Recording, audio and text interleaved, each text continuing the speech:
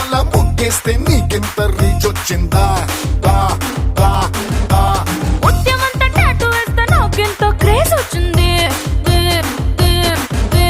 కొత్త కొత్త వంట చేసి ఓవర్ నైట్ స్టార్ అయ్యావా? వా వా వరే వా కుర్ర గుండెలోన మంటెట్టి టాప్ ఆఫ్ ద టౌన్ అయ్యాను. ఓరమాసు స్టెప్పులేస్తే పిచ్చ పీచు అన్నారా?